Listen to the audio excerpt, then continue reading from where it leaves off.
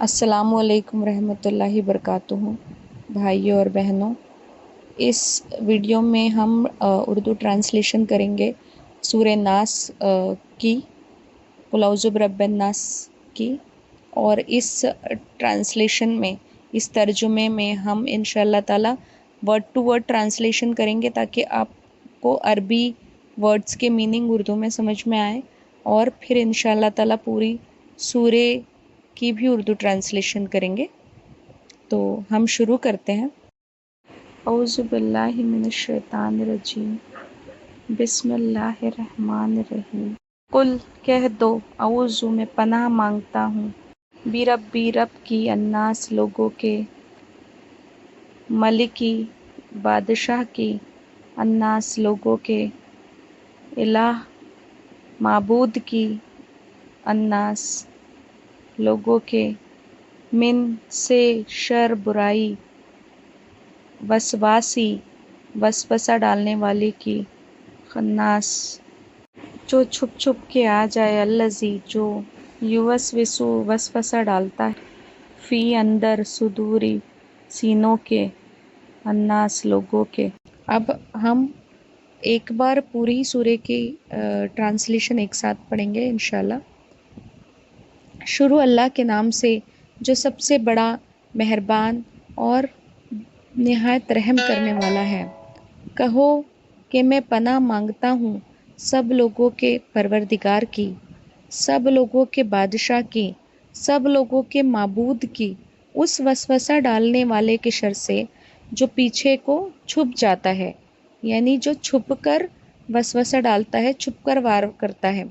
یعنی اس سے مراد شیطان کی ہے۔ شیطان اس طریقے سے کرتا ہے، جو لوگوں کے دلوں میں وسوسے ڈالتا ہے، اس سے پناہ مانگتا ہوں جو لوگوں کے دلوں میں وسوسے ڈالتا ہے، چاہے وہ جنات میں سے ہو یا انسانوں میں سے۔ پچھلی سورت کا حاشیہ نمبر جو ہے وہ ملاحظہ فرمائیں۔ دوسری آیت جو ہے اس کی تفسیر یہ نکلتی ہے کہ اللہ تعالیٰ کی پناہ مانگتا ہوں جو سب کا پروردگار بھی ہے، صحیح معنی میں سب کا بادشاہ بھی ہے اور سب کا معبود حقیقی ہے۔ تیسری آیت کا ترجمہ اور تفسیر یہ نکلتی ہے کہ اس مستند حدیث میں حضور نبی کریم صلی اللہ علیہ وسلم کا یہ ارشاد منقول ہے کہ جو بچہ بھی پیدا ہوتا ہے اس کے دل پر وسوسہ ڈالنے والا شیطان مسلط ہو جاتا ہے۔ جب وہ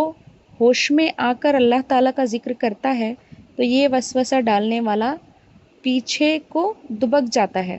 اور جب وہ غافل ہوتا ہے تو دوبارہ آ کر وسوسے ڈالتا ہے۔ چوتھی آیت کی تفسیر ہے، قرآن کریم نے سورہ انعام میں بتایا ہے کہ شیطان جنات میں سے بھی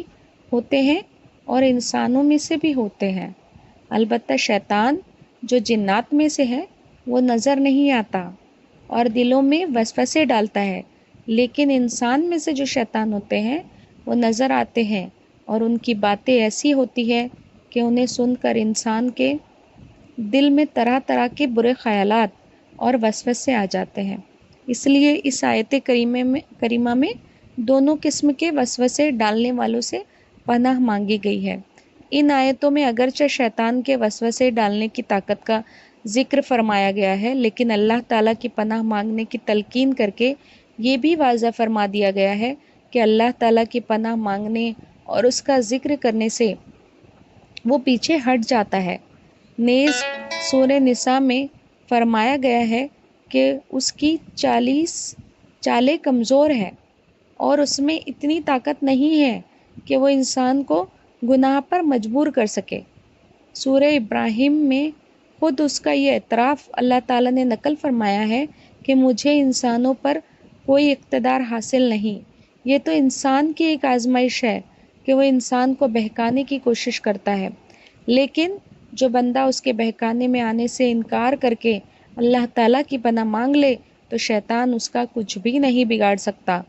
قرآن کریم کا آغاز سورہ فاتحہ سے ہوا تھا، جس میں اللہ تعالیٰ کی حمد و ثنا کے بعد اللہ تعالیٰ ہی سے سیدھے راستے کی ہدایت کی دعا کی گئی ہے،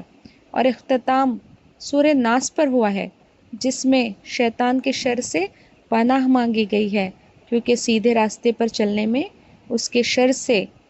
جو رکاوٹ پیدا ہو سکتی تھی اسے دور کرنے کا طریقہ بتا دیا گیا ہے۔